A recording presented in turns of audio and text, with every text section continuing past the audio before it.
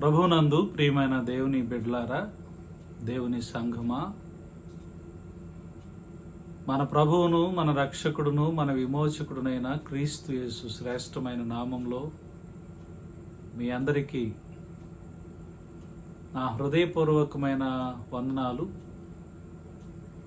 శుభములు తెలియజేస్తూ ఉన్నాను. ఈస్టర్ తర్వాతి 5వ ఆదివారానికి స్వాగతాన్ని పలుకుతూ చిన్న ప్రార్థన చేసుకొని చక్కని కీర్తన పాడుకొని దేవుని వాక్యాన్ని ధ్యానించుకుందాం, ప్రార్థించుకుందాం. అందరూ ప్రార్థనలో ఏకీభవించండి. మమ్మల్ని మిక్కిలిగా ప్రేమించిన మా ప్రియ పరలోకపు తండ్రి, మహోన్నతుడు అయిన మా దేవ, నీకు వందనాలు నాయనా. ప్రత్యేకంగా నా తండ్రి, గడిచిన వారమంతయు మమ్మల్ని సజీవుల లెక్కలో కాచి కాపాడి సంరక్షించి మరి యొక్క ఆదివారమున ఈ రీతిగా నీ నామమును స్తుతించి గణపరచగలిగే భాగ్యమును మీరు మాకు ఇచ్చినందులకై వందనాలు. ప్రత్యేకంగా ఈ రోజున నీ పాద సన్నిధిలో మేమందరం కలవలేకపోయినప్పటికీ నీ కృప చొప్పున, నీ దయ చొప్పున ఈ రీతిగానైనను నీ వాక్యము వినగలిగే భాగ్యము మాకు అనుగ్రహించినందులకై వందనాలు తెలియజేస్తున్నా. తండ్రి, ఈ ఆరాధన అంతటిలో తోడుగుండండి. నీ బిడ్డలకు కావలసిన విలువైన వాక్య సమాచారము మీరు అందించి మీరే మహిమ, మీరే ఘనత, మీరే ప్రభావాలు పొందుకోమని, అల్పుడను అయోగ్యుడనైనటువంటి నన్ను మరుగు చేసుకుని నీ విలువైన వాక్కులు నీ బిడ్డలకు మా ద్వారా వినిపించమని యేసు నామమున అడిగి వేడుకొని ప్రార్థిస్తున్నాము తండ్రి, ఆమేన్. ప్రభునందు ప్రియమైన దేవుని బిడ్డలారా, మనందరం కూడా ఆంధ్ర క్రైస్తవ కీర్తన పుస్తకాలలో నుండి చిన్న పాటల పుస్తకాలలో 219వ కీర్తన, నీ చేతితో నన్ను పట్టుకో, నీ వాక్కుతో నన్ను నడుపు అను కీర్తన పాడుకుంటూ ప్రభునామమును మహిమపరుచుకుందాం. నీ చేతితో నన్ను పట్టుకో, నీ వాక్కుతో నన్ను నడుపు, శిల్పి చేతిలో శిలను నేను, అనుక్షణము నన్ను చెక్కుము. శిల్పి చేతిలో శిలను నేను, అనుక్షణము నన్ను చెక్కుము. అంధకారలోయలోనా సంచరించిన భయము లేదు, నీ వాక్యము శక్తి గలది, అది నాకు నిత్య వెలుగు. నీ వాక్యము శక్తి గలది, అది నాకు నిత్య వెలుగు. ఘోర పాపిని నేను తండ్రి, పాపయుబిలో పడి ఉంటిని, లేవనెత్తుము, శుద్ధి చేయుము, పొందనిమ్ము నీదు ప్రేమను. లేవనెత్తుము, శుద్ధి చేయుము, పొందనిమ్ము నీదు ప్రేమను. మన తండ్రి అయిన దేవుని నుండి, కుమారుడైన యేసుక్రీస్తు నుండి కృపయు సమాధానములు మీకు కలుగునుగాక, ఆమేన్. ప్రభునందు ప్రియమైన దేవుని బిడ్డలారా, ప్రత్యేకంగా ఈస్టర్ తరువాతి 5వ ఆదివారమున దేవదేవుడు మనతో పంచుకోవాలని, మనకు వినిపించాలని ఆశపడుతున్న వాక్యాంశము దేవుని వాక్యానుసారముగా మన జీవితాలను మనము కట్టుకొనుట, దేవుని వాక్యానుసారముగా మనము నడుచుట అను ఈ అంశమును ఈరోజు లేఖన భాగముగా మనము ధ్యానం చేయబోతూ ఉన్నాం. ఈరోజు మనకిచ్చిన రెండు లేఖన భాగాలు, ఈస్టర్ తరువాతి 5వ ఆదివారమునకు ఇవ్వబడిన రెండు లేఖన భాగాలు, పత్రిక పాఠ్య భాగముగా యాకోబు పత్రిక 1వ అధ్యాయము 22 నుండి 27 వచనాల వరకు, సువార్త పాఠ్య భాగముగా యోహాను సువార్త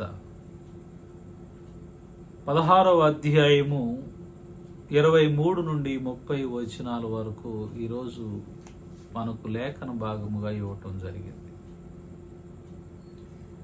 ఈ రెండు వాక్యాలను ఈరోజు మన ధ్యానాలకు ఎంతో శ్రేష్టమైనటువంటి వాక్యాలుగా మనము భావిస్తూ దేవుని వాక్యాన్ని జాగ్రత్తగా విందాం. దయచేసి అందరూ కూడా వాక్యం అయ్యేంత వరకు జాగ్రత్తగా వినండి, ఆత్మీయంగా మేలులు పొందండి, ప్రతి ఒక్కరికి షేర్ చేయండి. అలాగనే మన యొక్క ఛానల్ని ఆదరిస్తూ, ప్రేమ చూపుతూ, లైక్లు చేస్తూ, షేర్ చేస్తూ, సబ్స్క్రైబులు చేస్తున్న మీ అందరికీ మరి ఒకసారి కల్వరి కరుణ వార్త అను ఈ యూట్యూబ్ ఛానల్ ద్వారా నా హృదయపూర్వకమైన వందనాలు తెలియజేస్తూ వాక్యానికి స్వాగతాన్ని పలుకుతూ ఉన్నాను. దేవుని వాక్యమును చదువుకుందాం. పరిశుద్ధుడైనటువంటి యోహాను వ్రాసిన సువార్త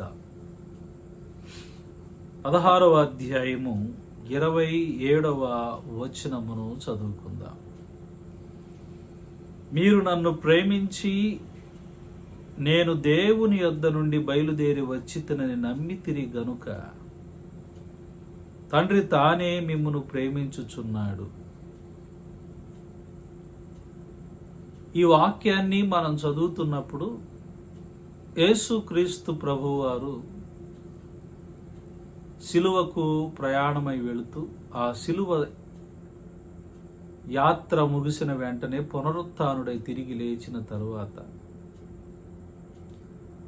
ఆయన ఎక్కడి నుంచి అయితే వచ్చాడో అక్కడికి వెళతాను అని ఈ విషయాలన్నిటిని కూడా శిష్య బృందానికి చెప్పుకుంటూ ఈ రోజున వారితో కొన్ని అమూల్యమైన విషయాలు మాట్లాడటం జరిగింది.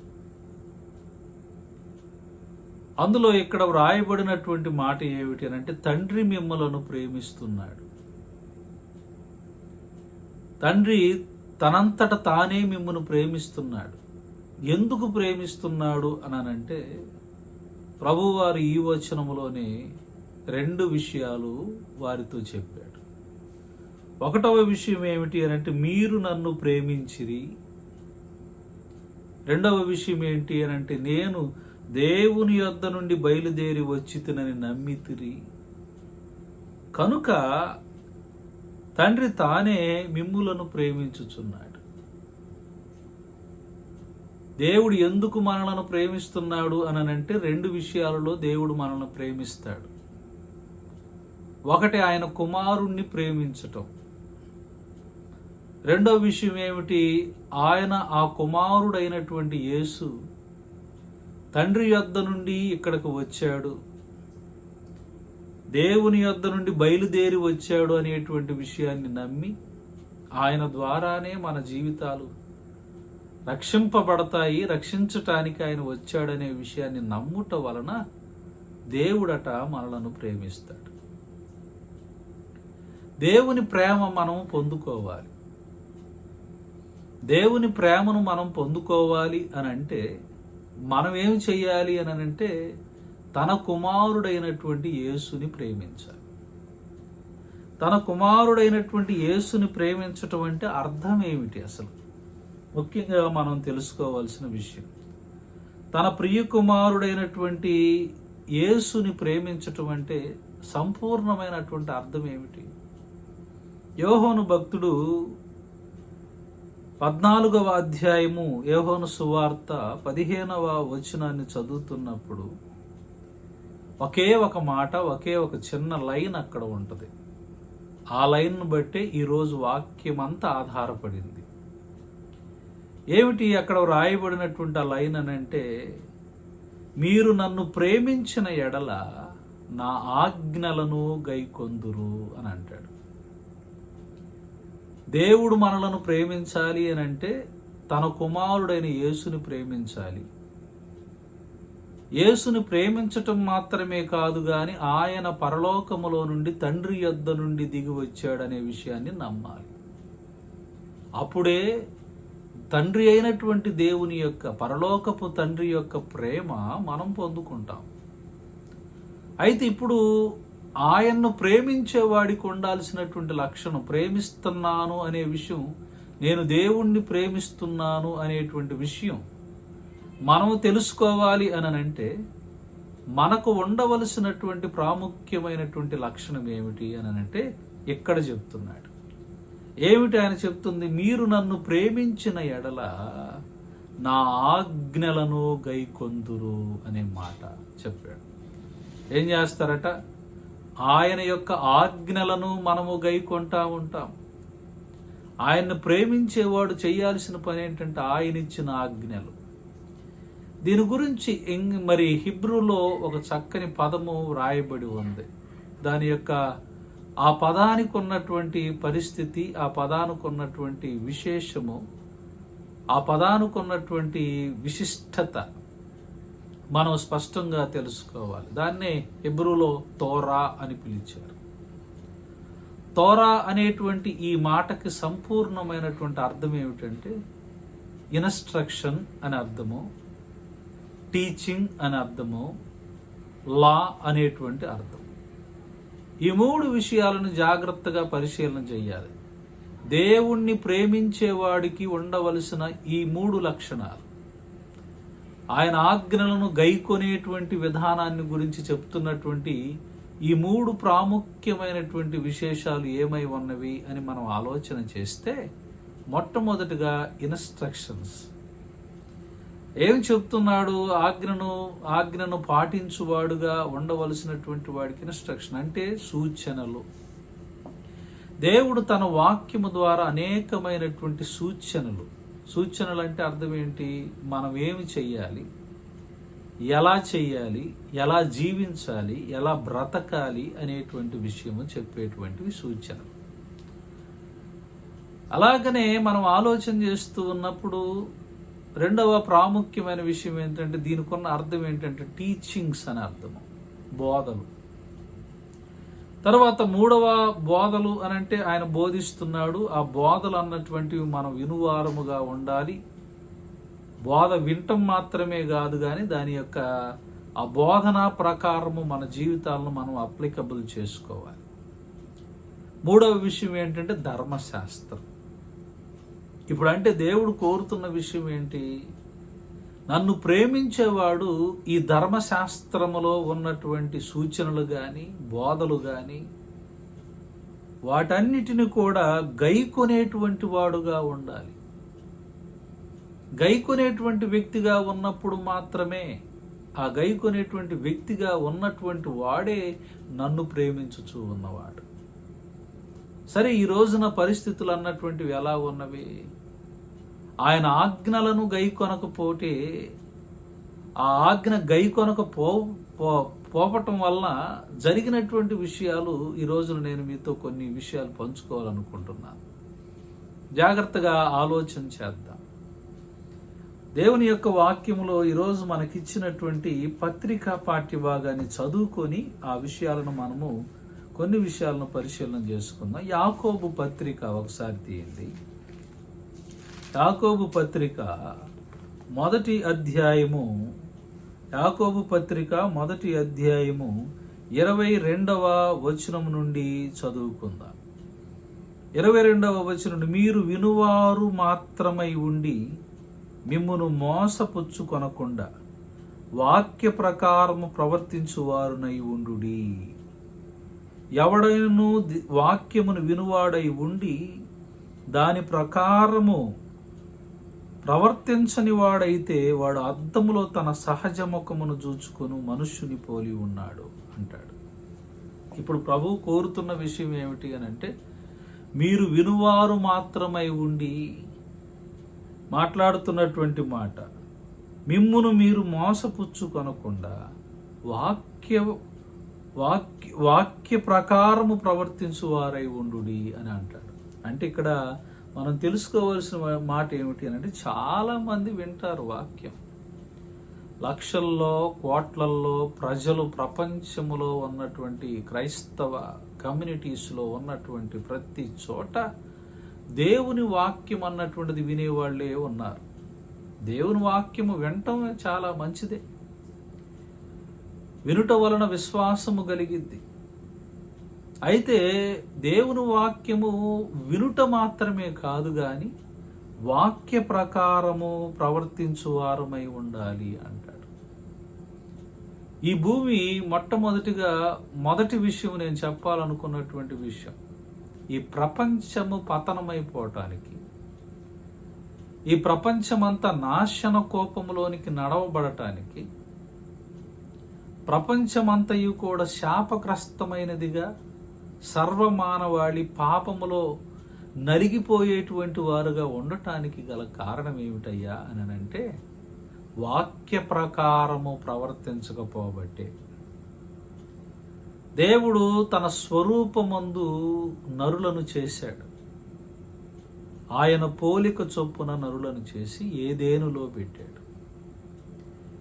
ఏదేనులో పెట్టి మట్టి బొమ్మను చేసి జీవవాయువు నోదగా నరుడు జీవాత్మ ఆయను.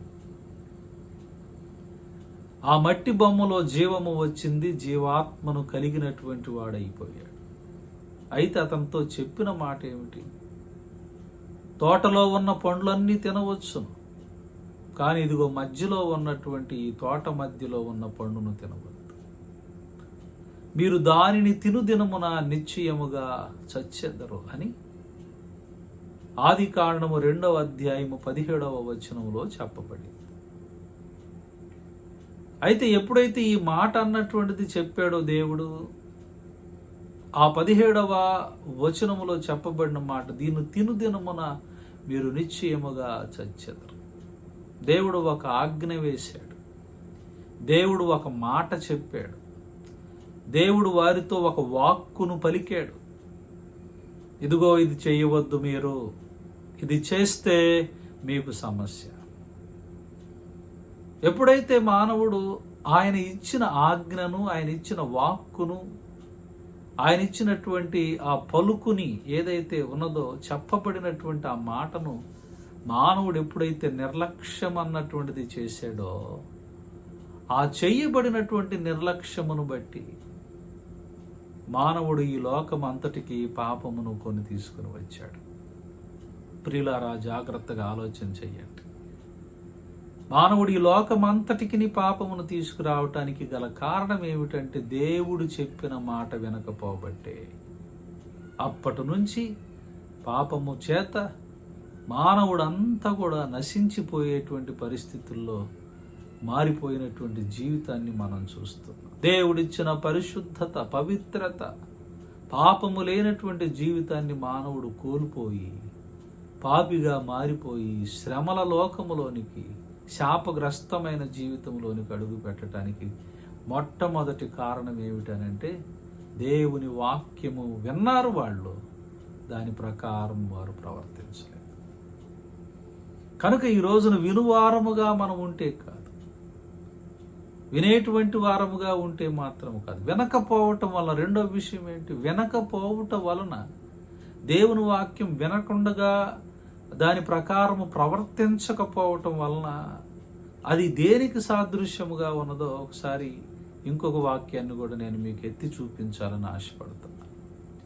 1 సమూయేలు గ్రంథము ఒకసారి చదువుకుందాం. 1 సమూయేలు గ్రంథము మరి ధ్యానం చేస్తూ ఉన్నప్పుడు 15వ అధ్యాయంలోనికి ఒకసారి వెళదాం. 1 సమూయేలు గ్రంథము 15వ అధ్యాయము 1వ వచనము నుండి 3 వచనాల వరకు చదువుతాం.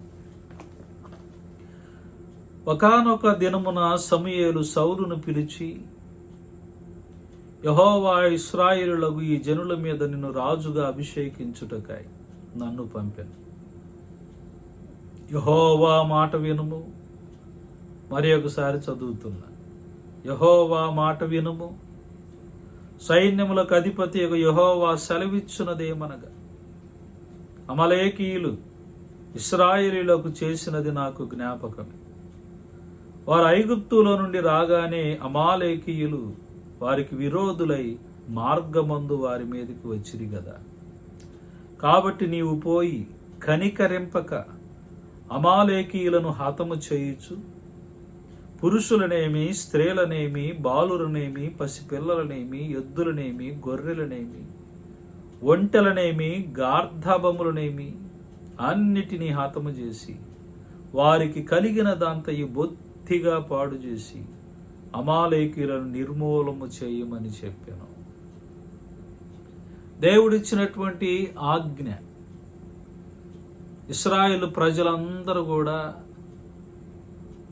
కుక్కను చూసి నక్క వాత పెట్టుకున్న సామెతలో మారిపోయారు. వారికి రాజు అన్నటువంటి వాడు లేడు. రాజుల రాజుగా ఉన్నటువంటి, ప్రభువుల ప్రభువుగా ఉన్నటువంటి దేవదేవుడైన యెహోవా తండ్రే వారికి రాజు. ఆయన ప్రవక్తలను ఎన్నుకొని ఆ ప్రవక్తలకు చెప్పి వారి ద్వారా పనులు చేయించుకుంటూ వచ్చాడు, సమూయేలు గ్రంథము వరకు. అయితే వీళ్ళందరూ కూడా ఎలాగ మారిపోయారు అని అంటే, పక్కనున్నటువంటి రాజులను చూశారు, వాళ్ళ రాజ్యాధికారాలను చూసి వాళ్ళకలాగా మాకు రాజు కావాలనుకొని రాజుల రాజుగా ఉన్నటువంటి దేవుణ్ణి వారు విసర్జించి వేశారు. మాకు ఈ రాజు కావాలి, వీళ్ళకలాగనే మాకు రాజ్య పరిపాలన జరగాలి అనేటువంటి ఆలోచన కలిగి తండ్రి అయిన దేవుని పరిపాలన కిందకుండా ఉండకుండా మనుషుడు పరిపాలన అన్నటువంటిది ఇశ్రాయేలు ప్రజలు కోరుకున్నారు. ఎప్పుడైతే ఈ కోరిక అన్నటువంటిది కోరుకున్నారో, దేవుడు చేసినటువంటి పని ఏమిటి అని అంటే, వెంటనే సమూయేలును పిలిచి నీవు ఇశ్రాయేలు కొరకు ఒక రాజుని ఏర్పాటు చేయని చెప్పాడు. ఎవరిని ఆ రాజు అనంటే, ఇశ్రాయేలు గోత్రములలో అతి చిన్నది, అతి సామాన్యముగా ఉన్నటువంటి గోత్రం, అతి అల్పమైనటువంటి గోత్రముగా ఉన్న బెన్యామీను గోత్రములో నుండి ఒక చక్కని వాడిని, ఒక ఒడ్డు పొడుగు ఉన్నటువంటి వాడిని, ఒక సౌందర్యవంతుడుగా ఉన్నటువంటి వాడిని దేవుడు చూపించాడు. బెన్యామీను గోత్రము చాలా అల్పమైన గోత్రం. బెన్యామీను గోత్రము చాలా చిన్నదైనటువంటి గోత్రం. ఆ గోత్రమునకు విలువ లేదు. విలువ లేనటువంటి గోత్రములో గాడిదలు పోయినాయి అని వెతుక్కుంటూ తిరుగుతున్నటువంటి వాడిని దేవుడు ఎన్నుకున్నాడు. ప్రియులారా, ఎప్పుడైతే అలా ఎన్నుకున్నాడో, ఆ ఎన్నుకోబడినటువంటి అంత అల్పముగా ఉన్నటువంటి, అంత చిన్నవాడుగా ఉన్నటువంటి గోత్రంలో నుంచి ఎన్నుకున్న వాడిని రాజుగా చేసి అభిషేకించి అతని పరిపాలన అప్పగించి అతని ద్వారా నడిపిస్తూ ఈ రోజున దేవుడు అతను ఒక విషయం కోరుకున్నాడు. యెహోవా మాట వినుము. ఇందాక నేను 2 సార్లు చదివాను. యెహోవా మాట వినుము. ఐగుప్తులో నుండి ఇశ్రాయేలు ప్రజలు అన్నటువంటిది వస్తున్నప్పుడు ఈ అమాలేకీయులుగా ఉన్నటువంటి వారు ఎంతగా మన యొక్క జనాంగాన్ని బాధ పెట్టారో నీవు గుర్తెరిగి అక్కడికి నీవు వెళ్ళి కనికరింపక అమాలేకీయులను హతము చేయి. పురుషులనేమి, స్త్రీలనేమి, ఒంటెలనేమి, గార్ధబములనేమి, ఎద్దులనేమి, గాడిదలనేమి అన్నిటినీ హతము చేయి, అసలు శేషమే మిగల్చబాక. ఈ మాట అన్నటువంటిది చెప్తే ఈయనేమో వెళ్ళాడు, యుద్ధము చేయటానికి వెళ్ళాడు. వెళ్ళిన తర్వాత జరిగినటువంటి విషయం ఏంటి? అందరిని చంపుకుంటూ వస్తున్నాడు. కానీ జరిగిన విషయం ఏమిటి అని అంటే, అక్కడ 7వ వచనం నుండి చదువుకుని, తరువాత సౌలు అమాలేకీయులు హవీలా నుండి ఐగుప్తు దేశపు మార్గమునున్న షూరు వరకు తరిమి హతము చేసి అమాలేకీల రాజైన అగగును ప్రాణముతో పట్టుకుని జనులందరినీ కత్తివాత నిర్మూలము చేశాను. సౌలును జనులను కూడి అగగును గొర్రెలలోను ఎడ్లలోను కొవ్విన గొర్రె పిల్లలు మొదలైన వాటిలోని మంచి వాటిని నిర్మూలము చేయక కడగా నుంచి పనికిరాని నీచ పశువులన్నిటినీ నిర్మూలము చేసిరి. అప్పుడు యెహోవా వాక్కు సమూయేలునకు ప్రత్యక్షమై ఇలాగు సెలవిచ్చాను. సౌలు నన్ను అనుసరింపక వెనుకదీసి నా ఆజ్ఞను గైకొనకపోయెను గనుక అతనిని రాజుగా నిర్ణయించినందుకు నేను పశ్చాత్తాపపడుచున్నాను అని అన్నాడు. అబ్బా, దేవుడు ఇక్కడ కోరుకున్న మాట ఏమిటి? సౌలు నన్ను అనుసరింపక వెనుకకు తీసి ఏం చేశాడు? ఒక్కటి కూడా ఉంచొద్దు. అది మంచిదా చెడ్డదా, బలమైనదా బలం కానిటువంటిదా అనేటువంటిది మాట చెప్పాల దేవుడు. సమస్తమును నీవు నిర్మూలన చెయ్యాలి అనేటువంటి విషయాన్నే చెప్పాడు. ఏ ఒక్కటి కూడా నువ్వు ఉంచొద్దో అన్నిటిని నీవు నిర్మూలము చెయ్యి అనేటువంటి విషయం అన్నటువంటిది చెబితే, ఎద్దులలో కానీ గొర్రెలలో కానీ బాగా బలముగా ఉన్నటువంటి వాటిని, బలిసినటువంటి వాటిని తీసి పక్కన పెట్టుకున్నాడు. దేవుడికి అది నచ్చలేదు.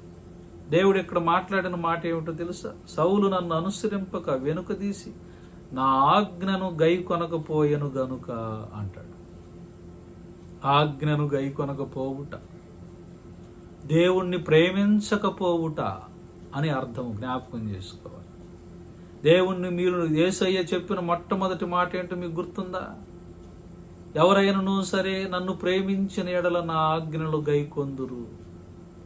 ఆయన ప్రేమించటువంటి అర్థం ఏమిటి? ఆయన చెప్పిన మాట చొప్పున నడుచుకొనుట. ఆయన్ను ప్రేమించటువంటి అర్థం ఏమిటి? ఆయన ఇచ్చినటువంటి వాక్కు చొప్పున నడుచుకొనుట.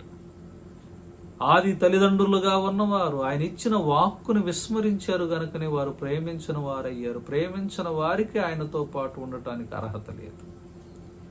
ఇప్పుడు సౌలు ఏం చేశాడు? ఆజ్ఞను తిరస్కరించాడు. కనుక నేను అతని రాజుగా చేసినందుకు నేను పశ్చాత్తాపపడుతున్నాను అని చెప్పాడు. ఇప్పుడైతే జరిగిన విషయం ఏమిటి?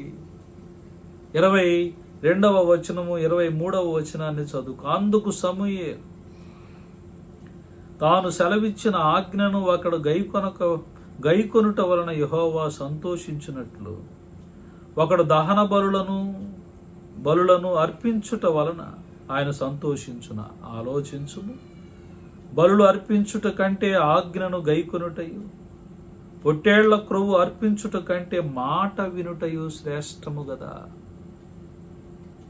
ఇప్పుడు తెలుసుకోవాల్సిన విషయం ఏమిటి? కొవ్వు అర్పించుట కంటే మాట వినుట శ్రేష్టము కదా. పొట్టేళ్లను లేకుంటే బలులు అర్పించుట కంటే ఆజ్ఞను గైకొనుట శ్రేష్టము కదా. ఏది శ్రేష్టము? బలుల అర్పణ కాదు. దేవునికి అర్పణలు బోళ్ళని ఇస్తారు, మాట దేవుని మాట చొప్పున నడుచుకోరు. చేయాల్సినటువంటివన్నీ చేసి దేవుని వాక్యానుసారంగా నడుచుకోకుండా బలులు అర్పిస్తే ఏం ప్రయోజనము? మాట వినుట శ్రేష్టము, ఆజ్ఞ గైకొనుట శ్రేష్టము.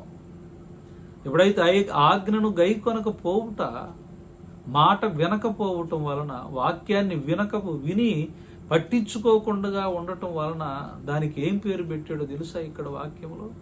రండి 23వ వచనాన్ని చదువుకుందాం. తిరుగుబాటు చేయుట సోదె చెప్పుటను పాపముతో సమానం. తిరుగుబాటు చేయుట సోదె చెప్పుటను పాపముతో సమానం.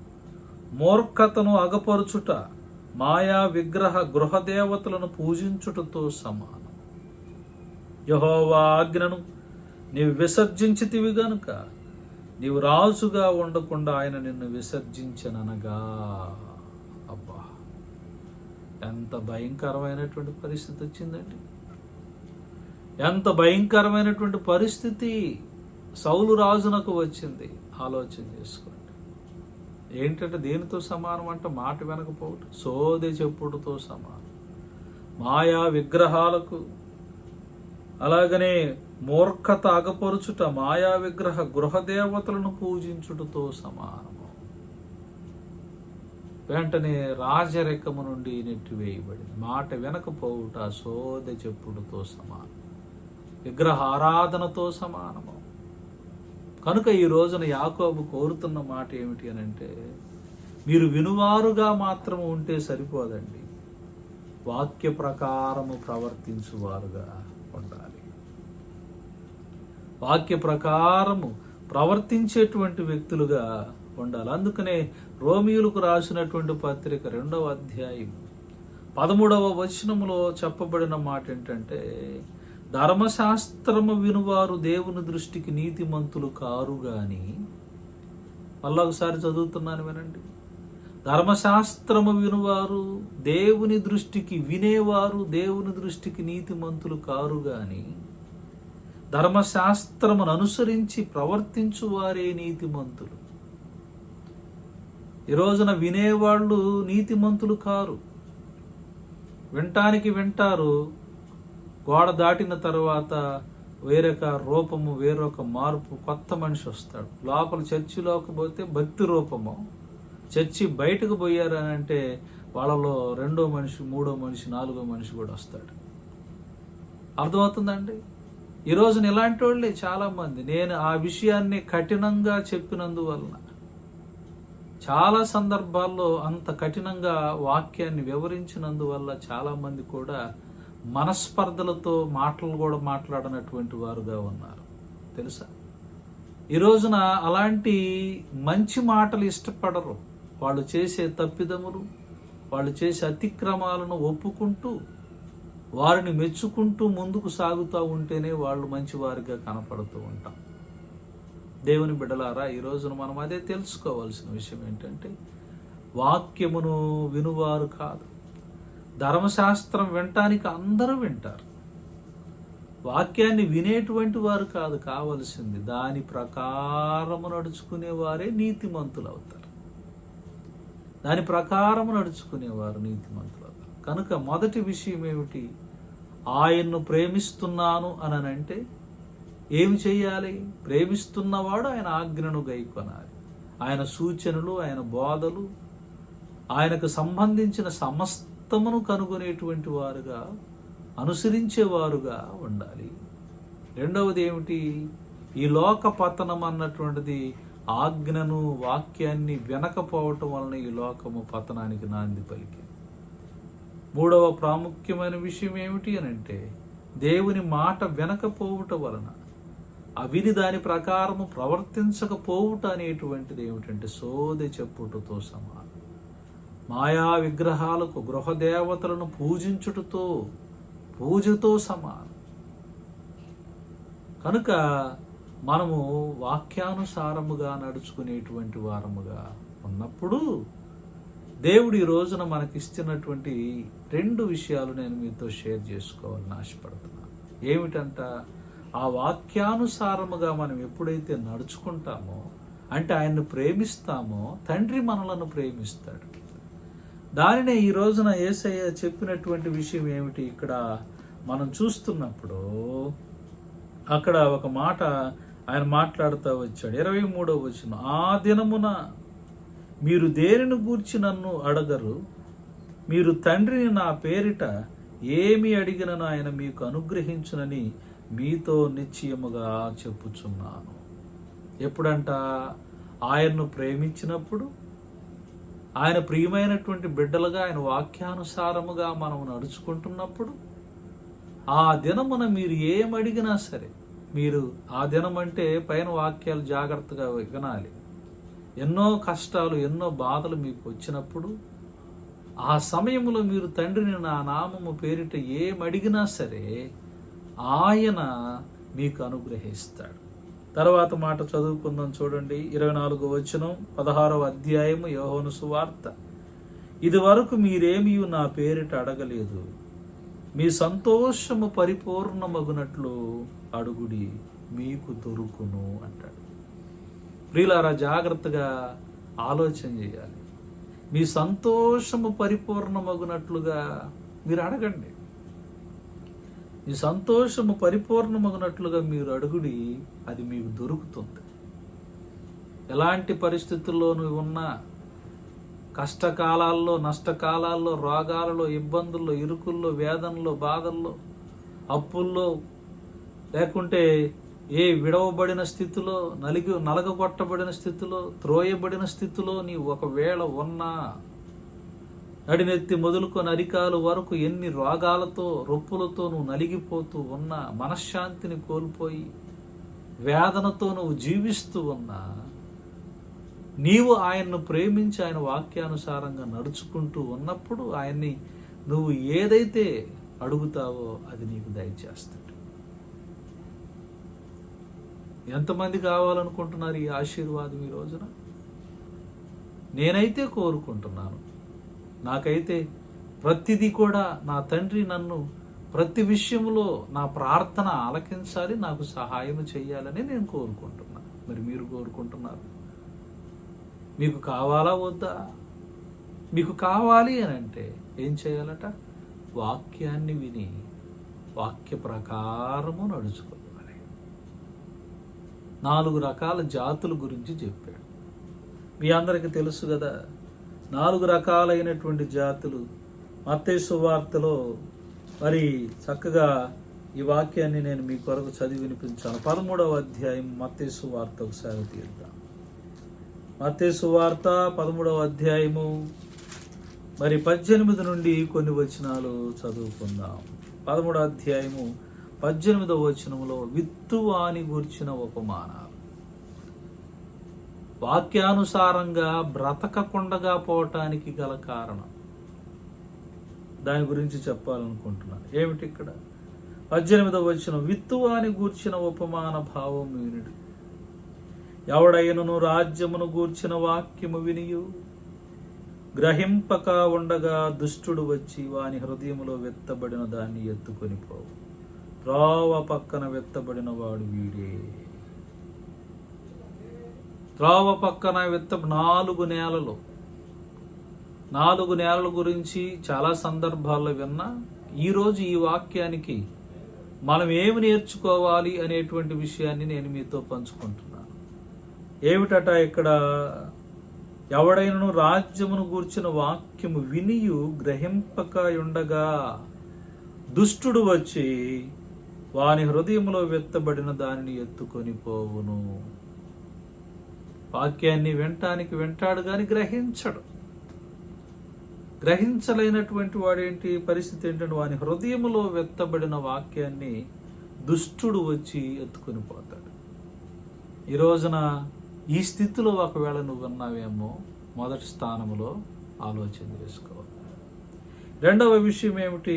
20వ వచనం, రాతి నేలన విత్తబడిన వాడు వాక్యము విని వెంటనే సంతోషముతో దాన్ని అంగీకరిస్తాడు. ఈ 2వ వ్యక్తి గురించి మాట్లాడితే, 2వ రకమైనటువంటి వ్యక్తి గురించి మాట్లాడితే, రాతి నేలను విత్తబడినటువంటి వాడు వాక్యము విని వెంటనే అసలు వాళ్ళలో వెంటనే మారు మనసు వచ్చేస్తుంది, వెంటనే భక్తి వచ్చేస్తుంది, వెంటనే అసలు వాళ్ళంత భక్తి పరులుగా ఎవ్వరు లేరు అన్నట్లుగా కనపడతారు. అయితే ఇప్పుడు జరిగిన విషయం ఏంటో తెలుసు, అంగీకరిస్తారు, దేవుని వాక్యాన్ని అంగీకరిస్తారు. అయితే అతనిలో వేరు లేనందున అతడు కొంతకాలము నిలుచును గాని వాక్యము నిమిత్తము శ్రమ అయినను హింస అయినను కలుగగానే అభ్యంతర పడిపోతాడు. వాక్యము నిమిత్తము అంటే దేవుని నిమిత్తము, దేవుని వాక్యానుసారముగా నడుచుకునే విషయాల్లో కొద్దిగా శ్రమ రాగానే, దేవునికి ఇష్టమైన బిడ్డగా జీవించే విషయంలో కొద్ది కష్టం రాగానే, హింస కలగగానే, శ్రమ కలగగానే అభ్యంతరపడిపోయి దేవుణ్ణి వదిలేస్తాడు. ఒకవేళ ఈ 2వ రకంలో నువ్వు ఉన్నావేమో ఆలోచన చేసుకోవాలి. 3వ విషయాన్ని చెప్తున్నాను. మొండ్ల పొదల్లో విత్తబడిన వాడు వాక్యము వినువాడే గాని ఐహిక విచారములు ధనమోసమును ఆ వాక్యము అణిచివేయును గనుక వాడు నిష్ఫలుడగును అంటాడు. 3వ వాడు ఏమిటంట? మొండ పొదల్లో విత్తబడిన వాడు వాక్యము వినువాడే, వినటానికి వినేవాడే గాని ఐహిక విచారములు ధనమోసములు ఆ వాక్యాన్ని అణిచివేస్తాడు. ఈ లోక సంబంధమైనటువంటి విచారాలు, ఏమి తిందాం, ఏం తాగుదాం, ఏం తెచ్చుకుందాం, ఏమి సంపాదించుకుందాం, ఎంత డబ్బు సంపాదించుకుందాం, ఈ ఆలోచనే పొద్దాకల. ఏ పదవి పొందుకుందాం, ఏ అధికారాన్ని పొందుకుందాం, ఎవరిని మోసం చేద్దాం, ఎలాగ డబ్బు సంపాదించుకుందాం, ఈ ఆలోచనలో పడిపోవటం వలన వాక్యం ఎటో పోతుంది. ఒకవేళ ఎలాగ నువ్వేమన్నా ఉన్నావా? దేవుని సన్నిధికి వస్తున్నావయ్యా, దేవుని సన్నిధికి వస్తున్నావు తల్లి. కానీ ఈ 3 రకాలైనటువంటి మనుషులుగా నువ్వు ఒకవేళ ఉంటే నీవు వాక్యానుసారముగా ప్రవర్తిస్తున్న వాడు కానే కాదు. ఐహిక విచారాలతో, ధన మోసములతో, శ్రమలు వచ్చినప్పుడు, హింసలు కలిగినప్పుడు, అలాగనే గ్రహించలేనటువంటి స్థితిలో నువ్వు ఒకవేళ ఉంటే ఈ 3 రకాలైనటువంటి మనుషులుగా నీవు ఉంటావు. నువ్వు అలా ఉండుట దేవుడికి ఇష్టము కాదు. దేవుడు కోరుకుంటుంది ఏంటో తెలుసా? మంచి నేలను విత్తబడిన వాడు, వాక్యము విని గ్రహించువాడు, అటివారు సఫలులై ఒకడు 100 అంతలుగాను, ఒకడు 60 అంతలుగాను, ఒకడి 30 అంతలుగాను ఫలించును అంటాడు. మంచి నేలను విత్తబడిన వాడు ఎవరట? ఇక్కడ చెబుతున్నటువంటి మాట ఏంటంటే వాక్యమును విని గ్రహించువాడు. వాక్యాన్ని వింటాడు, గ్రహిస్తాడు, దాని ప్రకారముగా నడుస్తాడు. దాని ప్రకారముగా నడిచేవారు ఎవరంటే మంచి భక్తి పరులు, మంచి భక్తి జీవితాన్ని జీవిస్తూ ఉండేటువంటి వారు, దేవుని సన్నిధిలో దేవుడు వాక్యానుసారంగా నడుచుకుంటూ మంచిగా దేవుని నామానికి మహిమ తెచ్చేటువంటి వ్యక్తులుగా ఉంటూ ఉంటారు. ప్రియమైన దేవుని బిడ్డలారా, ఈ రోజున నీవు నేను ఉండవలసినటువంటి ప్రాముఖ్యమైనటువంటి విషయం ఏమిటంటే ఆ విధమైనటువంటి 100 అంతలుగా ఫలభరితమైనటువంటి విశ్వాసిగా నీవు ఉండాలి. ఈ రోజున మనలో చాలామంది ఏంటంటే దేవుని వాక్యాన్ని వింటున్నారు, వాడు తన్ను చూచుకొని, ఇప్పుడు యాకోబు పత్రికలోనికి వెళదాం. ఎవడైనను వాక్యమును వినువాడై ఉండి దాని ప్రకారము ప్రవర్తింపను వాడైతే వాడు అద్దములో తన సహజ ముఖమును చూచుకొని మనుష్యుని పోలి ఉన్నాడు. వాడు తను చూచుకొని అవతలకు పోయి తాను ఎట్టివాడో వెంటనే మరిచిపోతాడు.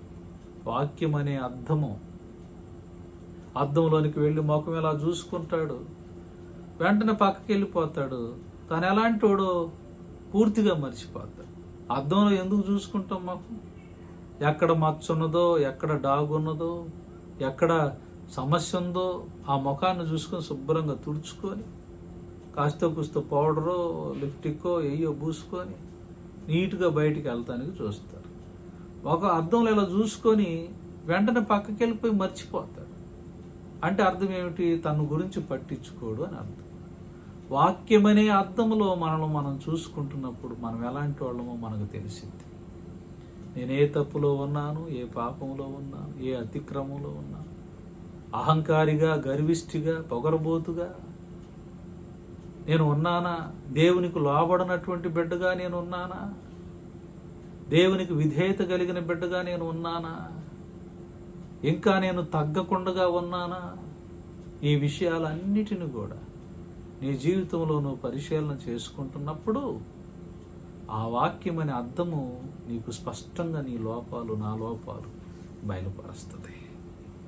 తరువాత 25వ వచనం, అయితే స్వతంత్రమునిచ్చు సంపూర్ణమైన నియమములో తేరి చూచి నిలకడగా ఉండువాడెవడో వాడు విని మరుచువాడు కాక క్రియ చేయువాడై ఉండి తన క్రియలలో ధన్యుడగును అంటాడు. తర్వాత మాట ఏమిటంట? స్వతంత్రాన్ని ఇచ్చేటువంటి నియమము చొప్పున వాక్యాన్ని విని దాన్ని క్రియా చేసేవాడుగా ఉండాలి, క్రియారూపకముగా మార్చబడాలి. ఈ మాటకు నేను చెప్పాలని ఆశపడుతున్న ఒక విషయం. ఒకానొక సందర్భంలో మంచి బోధకుడు ఒక ఆయన ఉన్నాడు. ఆయన బోధ అంటే ఆ చుట్టుపక్కల ప్రజలందరికీ ఇష్టం. ఒక రోజున ఆ బోధకుడు పలానా ఊర్లో పలానా సెంటర్లో మంచి సభలు పెడుతున్నాడని తెలుసు. చాలామంది చెప్పుకుంటుంటే ఒక వృద్ధుడైనటువంటి విశ్వాసి ఆ సభలకు వెళ్ళాలి. అయితే ఆయన ముఖం ఎట్లుంటుందో తెలియదు. ఆయన బాగా చెప్తాడంట, నేను కూడా ఇల్లు వాక్యాన్ని వినాలని అనుకున్నాడు. సరే, ఆ ముసలాయన తనకున్న బైబిల్ బ్యాగ్ తీసుకున్నాడు, కర్ర తీసుకున్నాడు, బస్ స్టాండింగ్కి వచ్చాడు. బస్సు కొరకు ఎదురు చూస్తున్నాడు. బస్సు ఎక్కాడు. బస్సు అంతా నిండిపోయి ఉంది. ముసలివాడు కదా, నిలబడలేక ఆ గతుకులు రోడ్డుల్లో ఎంతో ఇబ్బంది పడుతున్నాడు. వెనక ఒక పెద్ద ఆయన, వయసులో పెద్ద ఆయన ఒక ఆయన ఉండి, ఆయనకు ముందు ఉన్నటువంటి ఒక యవనస్తుడై ఉన్నటువంటి కొద్దిగా నడి వయస్సు కలిగినటువంటి ఒక ఆయన్ని అడుగుతున్నాడు, అయ్యా ఆ ముసలాయన నిలబడలేకపోతా ఉన్నాడు, కూర్చోలేకపోతున్నాడు, కాబట్టి కొద్దిగా అవకాశం ఇయ్యి, పడిపోతాడేమో అని అంటే, ఆ ముందు ఉన్నటువంటి వ్యక్తి, ఎలా కనపడుతున్నాను నీ కంటికి, నా సీట్ అయితే ఇది, నేనెందుకు ఇస్తాను, నేను కూర్చోవాలి అనేటువంటి మాట అంటే, వెంటనే ఆ ముసలాయన అన్నాడు, వృద్ధుడై ఉన్నటువంటి ఆ విశ్వాసి అన్నాడు, అయ్యా పర్లేదులయ్యా, నేను నిలబడతాలే అయ్యా అన్నాడు. మంచిది. వాళ్ళ స్టేషన్ వచ్చింది, దిగారు. ఈ ముసలాయన ఆ సెంటర్ ఎక్కడైతే ఉన్నదో ఆ వాకింగ్ చెప్పే సెంటర్ దగ్గరికి కష్టపడతా వెళ్ళాడు. వేదికలో ఉన్నటువంటి అనేక మంది యవనస్తులైన పిల్లలు పాటలు పాడుతున్నారు. అక్కడ స్థానికంగా ఏర్పాటు చేసిన పాస్టర్ గారు, ఈరోజు వాక్యం చెప్పడానికి వచ్చిన అయ్యగారు వస్తున్నాడు, అందరూ లేచి చప్పట్లు కొట్టండి. ఈ మాట ఎప్పుడైతే చెప్పారో అందరూ లేచారు. ఈ వృద్ధుడు కూడా లేక కర్ర పట్టుకొని కూడా లేచి చప్పట్లు కొడటానికి రెడీ అయ్యాడు. ఈ చప్పట్లు కొట్టబోయేటప్పుడు స్టేజ్ మీదకి వచ్చింది ఎవరు అంటే, ఈ బస్సులో ఈయనకి సీట్ అన్నట్టు కూర్చోటానికి అవకాశం ఇచ్చినటువంటి ఒక పాస్టర్ గారు ఎవరైతే, ఆ బోధకుడు ఎవరైతే ఉన్నాడో ఆయన. ఇప్పుడు విషయం ఏమిటి, వెంటనే ఆయన మైకు తీసుకొని ఇక వాక్యం ప్రారంభిస్తున్నాడు. దేవుడు లోకమును ఎంతో ప్రేమించాడు అన్నాడు. దేవుడు లోకమును ఎంతో ప్రేమించాడు, నీవు ప్రేమించాలి, ప్రేమించబడాలి, ప్రేమిస్తూ ఉండాలి అనే విషయాలు చెప్తూ ప్రారంభించాడు. ఈ వృద్ధుడైనటువంటి విశ్వాసికి విపరీతమైనటువంటి బాధ వేసి లేచి, ఆ జనం మధ్యలో నుంచి లేచి కర్ర తీసుకొని బయలుదేరుతున్నప్పుడు స్టేజీ మీద ఉన్నటువంటి పాస్టర్ గారు ఆయన చూశాడు. ఎప్పుడైతే ఆయన చూశాడో వెంటనే ఇతనికి మనసు చివుక్కుమనిపించింది. సేవకుడికి ఎందుకు చివుక్కు అనిపించింది అని అంటే, నేను చెప్తున్న వాక్యం ఏమిటి, బస్సులో నేను చేసింది ఏమిటి, ఆ పెద్ద ఆయనకి ఆ విధమైన బాధ కలిగే కదా వెళుతుందని ఆయనకు అర్థమైపోయి పశ్చాత్తాపడ్డాడు. సరే పశ్చాత్తాపడ్డాడో లేకపోతే లేదు కానీ సాక్ష్యమును పోగొట్టుకున్నాడు. ఆ పెద్ద ఆయనకి అలాగనే వెళ్ళిపోయాడు. ఈ రోజున అనేక మంది, నేనైనా నీవైనా ఎవరైనా సరే ఇలాగ బ్రతికితే అది నిజమైన విశ్వాస బ్రతుకు కానీ కాదు. దేవుని వాక్యమును మనము చదువుతున్నాం, వింటున్నాం, అయితే దాని ప్రకారము మనం ప్రవర్తించకపోతే, ఆ క్రియారూపకంలో మనం జీవితాలు బయలుపరచబడకపోతే అది వ్యర్థమైనటువంటి భక్తి. చాలామంది మంచి బోధకులను చూశాను నేను. బైబిల్ అలా తిప్పుతారు, ఇలా తిప్పుతారు, అసలు ఎక్కడ ఏ వాక్యం ఉందో కూడా చెప్పగలిగే వాళ్ళు ఉంటారు. కానీ వాళ్ళ జీవితాలు చూసినప్పుడు ఆ క్రియారూపమైనటువంటి జీవితం నా కళ్ళకు కనపడాల. చాలామంది మంచి విశ్వాసులుగా కనపడ్డారు చర్చిల్లో, కానీ వాళ్ళ జీవితాలు చూసినప్పుడు క్రియలలో ఆ జీవితం కనిపించాల. మనం అలా ఉండొద్దండి. అది ఎలాగ ఉండాలి అని అంటే, భక్తి అంటే ఏమిటి, దేవుణ్ణి ప్రేమించటం అంటే, దేవుని బిడ్డలుగా, ఆయన నమ్మినటువంటి బిడ్డలుగా జీవించటం అంటే, ప్రార్థనకి వెళ్తాం, చర్చిలో కూర్చోవటం, లేకుంటే సంగీతాలు వాయిద్యాలు వాయించటం అనుకుంటున్నారా భక్తి అంటే? ఆయన ప్రేమ మన జీవితాల్లో నుంచి కూడా బయలుపరచబడటమే వాక్యానుసారంగా బ్రతకటం అంటే. అందుకని ఇక్కడ ఒక మాట చెప్పాడు, ఏమిటంటే, తండ్రి అయిన దేవుని ఎదుట పవిత్రమును నిష్కళంకమునైన భక్తి ఏదనగా దిక్కులేని పిల్లలను, విధవరాండ్రను వారి ఇబ్బందుల్లో పరామర్శించుటయు, ఇహలోక మాలిన్యము తనకంటకుండా తన్ను తాను కాపాడుకొనుట. నిజమైన భక్తి ఏంటో తెలుసా? ఇహలోక మాలిన్యము మనకు అంటకుండగా మనల్ని మనం కాపాడుకోవాలి. ఇది మొదటిది. రెండవ విషయం ఏమిటి ఇక్కడ అంటున్నాడు? భక్తికి ఉన్నటువంటి విషయం, దిక్కులేని పిల్లలను, విధవరాండ్రను వారి ఇబ్బందుల్లో పరామర్శించడం. ఈ కరోనా వైరస్ ఎంతమంది మంచి భక్తి పరులను బయలుపరిచిందో తెలుసా అండి? రోజు ఫేస్బుక్లో నేను చూస్తున్నా. మన చుట్టుపక్కల ఉన్న గ్రామాలలో ఎంతో మంచి భక్తి పరులు బయటపడ్డారు. నిజంగా నేను చాలా దుఃఖించాను. ఎందుకు ప్రభువా, నాకు ఆర్థికంగా స్థితి నువ్వు వీలేకపోయేవాడు. వాళ్ళందరికీ సహాయం చేయటానికి తండ్రి నాకెందుకు ఆర్థిక స్థితిని నువ్వు వీలేకపోయావు? కానీ వాళ్ళన్న చేస్తున్నారని వాళ్ళని బట్టి నేను దేవుణ్ణి ప్రైజ్ చేశాను, స్తుతించాను. నిజమండి, చాలా అసలు ఎంత మంచి భక్తి పరులు బయలుపరచబడ్డారు. వాళ్ళకున్న దాంట్లో, కలిగిన దాంట్లో కొంతమంది నా అన్నలుగా ఉన్నవాళ్ళు, నాకు అన్న వరస అయ్యేటువంటి వాళ్ళు చాలామంది చేశారు. అలాగనే ఎంతోమంది బ్రదర్స్, ఎంతోమంది సేవకులు ఆహారాలేమి, పదార్థాలేమి ఈ కరోనా వైరస్ వల్ల ఎంత హెల్ప్ చేస్తున్నారు. అది నిజమైన భక్తి. అలాగనే ఇహలోక మాలిన్యం మనకు అంటకుండగా ఆయన వాక్యానుసారంగా మనం జీవిస్తూ ఆయన నామానికి మహిమ తెచ్చేటువంటి వారంగా మనం ముందుకు సాగాలి. కనుక ఈ వాక్యం నీలో ఉంటుందో లేదో పరిశీలన చేసుకో.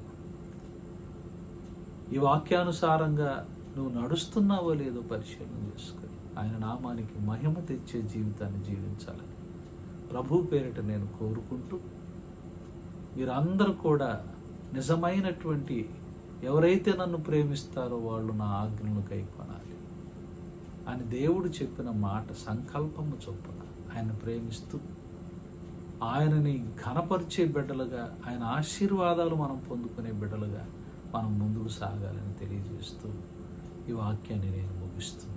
దేవుడి మాటలు మన వినికిడిలో దీవించునుగాక. ఆమేన్. ప్రార్థించుకుందాం. సమస్త జ్ఞానమునకు మించిన దేవుని యొక్క సమాధానం మీ హృదయములకును మీ తలంపులకు కావలి ఉండునుగాక. ఆమేన్. ప్రార్థన. ప్రేమ కలిగిన తండ్రి, ఘనమైన దేవ, మేము అల్పులము, అయోగ్యులమునైనా నీవిచ్చిన వాక్యానుసారముగా నడుచుకోలేనటువంటి వారము తండ్రి, మమ్మల్ని క్షమించండి. ఎప్పటి వరకు మేము ఒకవేళ తప్పిపోయేమేమో ప్రభువా, అలాంటి పరిస్థితుల్లో ఒకవేళ ఉన్న నేడైనా మమ్మల్ని స్థిరపరచండి, బలపరచండి. ఈ వాక్యాన్ని విని దాని ప్రకారము ప్రవర్తించువారుగా మమ్మల్ని నడిపించండి తండ్రి. వాక్యం వింటున్న శ్రోతలందరినీ దీవించండి, మా సంఘ బిడ్డలను దీవించండి. ఎప్పటి వరకు ఈ కల్వరి కరుణ వార్త అని ఈ యూట్యూబ్ ఛానల్ను ఆదరించిన బిడ్డలందరినీ దీవించండి. అనేక మందికి మరి నేను సబ్స్క్రైబ్ చేసుకున్న బిడ్డలను, షేర్ చేస్తున్న బిడ్డలు, లైక్ చేస్తున్న బిడ్డలు అందరిని దీవించండి. అనేక మందికి ఈ ఛానల్ ద్వారా ప్రసారం చేయబడుతున్నటువంటి ఈ వాక్యాలు అనేక మందికి అందేటట్లు సహాయం చేయండి. ముఖ్యంగా అయ్యదిగో నా తండ్రి, కరోనా వైరస్ వల్ల బాధపడుతున్న ప్రతి దేశాన్ని మీరు సంరక్షించండి. మా దేశాన్ని, మా రాష్ట్రాన్ని, మా జిల్లాలను, మండలాలను అయ్యా ఉన్నటువంటి కరోనా వైరస్ సమస్య పూర్తిగా తొలగిపోయేటట్లు సహాయం చేయండి. సంఘ కాపరులను, వారి కుటుంబాలను దీవించండి. ఆర్థికంగా చితికిపోయిన కాపరుల కుటుంబాలను మీరు దీవించండి. అనేక మంది దాతృత్వం కలిగి, నీ మనసు కలిగి, నిజమైన భక్తిని చూపిస్తున్న అనేక మంది సహోదరి సహోదరులందరినీ, అనేక మందికి ఆహారాలు అందిస్తున్న వారి అందరినీ మీరు దీవించి ఆదరించి బలపరచమని, మా పరిచర్యలను దీవించి, మా సంఘ బిడ్డలను, కుటుంబాలను దీవించి, వాక్యం వింటున్న ప్రతి ఒక్కరి యొక్క హృదయాలను మీరు తాకి, మీరే ముట్టి ప్రతి ఒక్కరిని ఆశీర్వదించి ఫలింప చేయమని యేసు నామమును అడిగి వేడుకుంటున్నాము తండ్రి. ఆమేన్. పరలోకమందున్న మా తండ్రి, నీ నామం పరిశుద్ధపరచబడునుగాక. నీ రాజ్యం వచ్చునుగాక. నీ చిత్తము పరలోకమందు నెరవేర్చున్నట్లు భూమి మీద నెరవేరునుగాక. మా అనుదిన ఆహారము నేడు మాకు దయచేయము. మా ఎడల అపరాధములు చేసిన వారిని మేము క్షమించి ఉన్న ప్రకారము మా అపరాధములను క్షమించు. మమ్మను శోధనలోనికి పోనీయక కీడు నుండి మమ్మను తప్పించు. రాజ్యము, శక్తి, మహిమ నిరంతరం నీవై ఉన్నావు తండ్రి. ఆమేన్. ప్రభు మిమ్మను ఆశీర్వదించి మిమ్మను కాపాడునుగాక. ప్రభు మీ మీద తన సన్నిధి కాంతిని ప్రకాశింపజేసి మిమ్మను కరుణించునుగాక. ప్రభు మీ మీద తన సన్నిధి కాంతిని ఉదయింపజేసి మీకు శాంతిని, సమాధానమును, ఆరోగ్యం, ఆనందమును మెండుగా అనుగ్రహిస్తూ మిమ్మలను, మీ బిడ్డలను, మీ కుటుంబాలను, మీకున్న సమస్తమును దీవించి కరోనా వైరస్ నుండి సంపూర్తిగా కాపుదల దేవదేవుడు మీకు అనుగ్రహిస్తూ రానున్న దినాలు మీ అందరికీ ఆశీర్వాదకరమైన దినాలుగా ఉండులాను ప్రభువు సాయం చేయనుగాక. ఆమెన్. God bless you. దేవుడు మిమ్మల్ని అందరిని దీవించునుగాక. ఆమెన్. ప్రియమైన దేవుని బిడ్డలారా, ప్రత్యేకంగా ఈ వాక్యాలు మీరు వినట్టు కాదు, అనేక మందికి షేర్ చేయండి. ఈ ఛానల్ లైక్ చేయండి, సబ్స్క్రైబ్ చేయండి. అందరికీ వాక్యం అందేటట్లుగా మీ వంతు సహకారాన్ని మీరు అందించండి. దేవుడు మిమ్మల్ని అందరూ దీవించును కాక. God bless you. God bless you. Thank you.